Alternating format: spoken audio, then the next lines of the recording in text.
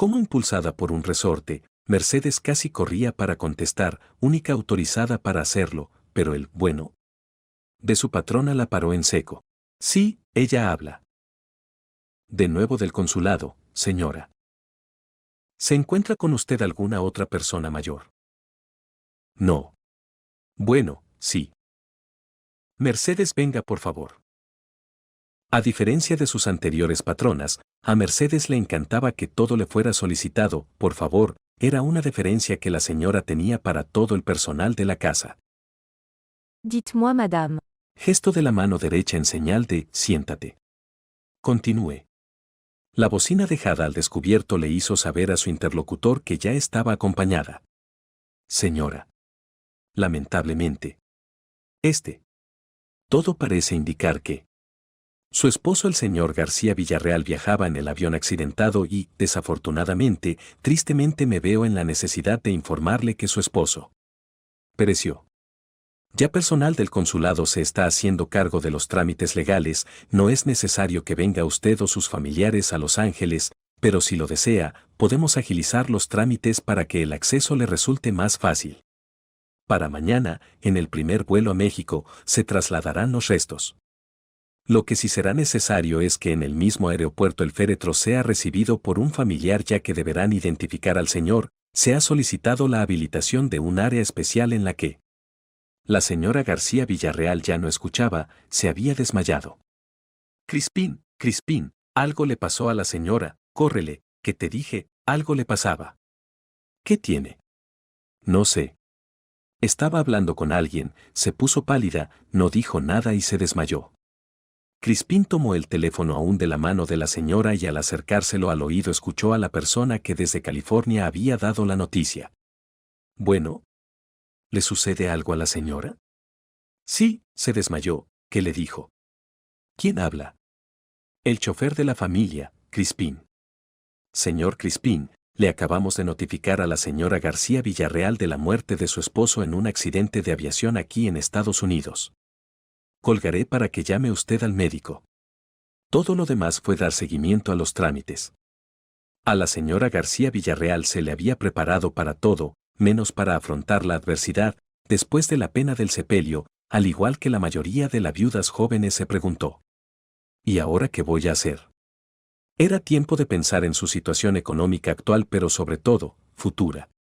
Tenía una familia demandante de tantos recursos que, una vez hecho los análisis de fondos bancarios, sabía que el estatus familiar no iba a poder ser sostenido por más de un año. Quedaban 3 grandes salidas dignas de tomar en cuenta. La primera le llegó a los 2 meses de ocurrido el accidente, ya que la compañía de aviación por ley estaba obligada a ofrecer un seguro de vida a sus pasajeros y le depositaron un cheque directamente a la cuenta familiar por varios millones de pesos. La segunda, su esposo, como buen ejecutivo, era previsor y por su cuenta había contratado un seguro de vida por una cantidad muy parecida a la otorgada por la compañía aérea. Y la tercera, el señor García Villarreal poseía el 40% de las acciones de la fábrica de textiles. Estaba segura que con esos recursos, con la ayuda del contador general de la empresa y de su absoluta confianza, podía salir adelante en la educación y formación de sus hijos para que, Daniel, una vez concluidos sus estudios profesionales, ocupara un puesto gerencial en la empresa de la que aún eran propietarios. Según el testamento, las acciones pasaron a la custodia y propiedad temporal de la señora García Villarreal, para posteriormente ser repartidas en partes iguales a sus 5 hijos y a los que, previamente había educado para que ante cualquier circunstancia, conservaran la unidad y no cedieran a los otros socios ni una sola de las acciones. Todo parecía bajo control, pero de nuevo, el destino les dio a conocer sus propios planes. Daniel padre debía a la empresa 3 millones de pesos de la más reciente emisión de acciones, por lo que éstas, legalmente, no habían sido exhibidas en su totalidad. Aconsejada por el contador, la viuda pagó la deuda con buena parte de los recursos obtenidos por los seguros. Era prioritario, según el asesor, conservar las acciones, ya que una vez colocadas en la bolsa, éstas prácticamente duplicarían su valor. Sin embargo, esta decisión se convirtió en uno de los más claros ejemplos de lo que se llama jugar sucio, aún entre familiares.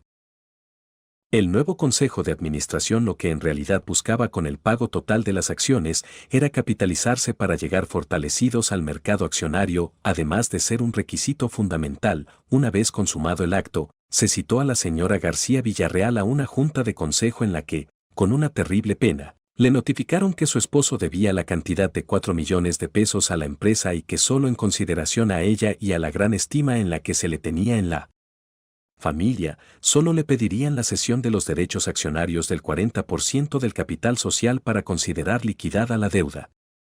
Pidió unos días para asimilar la noticia y pensar qué decisión tomar.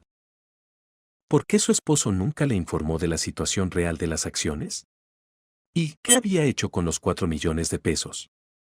Las respuestas vinieron del contador. Es común que en las grandes empresas, sobre todo en las familiares, la exhibición de las acciones, aun y cuando se establece por ley un periodo para ello, no se realice con el rigor establecido y se hagan acuerdos internos para maquillar este requisito, que en algunos casos resultan tan complejos que posteriormente es casi imposible, sobre todo cuando se deja pasar mucho tiempo, restablecer el orden originalmente pactado.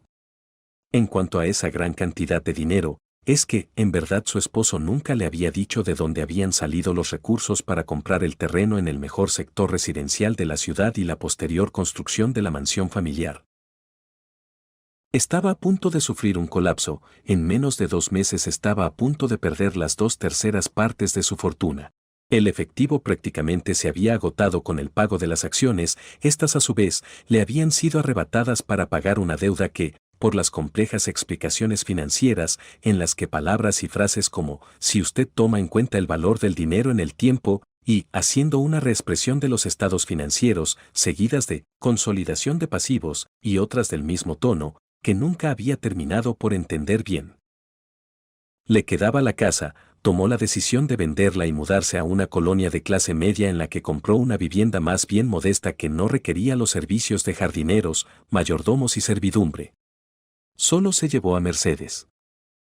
Una vez reinstalados, las clases de equitación, natación, instrumentos musicales e idiomas llegaron a su fin, lo que para los hijos, dentro de la tragedia, resultó una auténtica bendición mandada por su padre desde el cielo. Las membresías del club habían sido canceladas directamente por la nueva dirección de la empresa, así que no había que preocuparse por el pago de las mismas. Los intereses generados por el capital obtenido por la venta de la casa le permitían vivir con cierta holgura, tenían automóvil y ningún miembro de la familia se veía en la necesidad de trabajar. Eso sí, la educación en escuelas particulares se había acabado. Todos fueron inscritos en escuelas públicas. Un nuevo fantasma aparecería para inquietar la hasta entonces tranquilidad familiar, una nueva palabra, al menos para la mayoría de la población, hizo su arribo al lenguaje popular: inflación.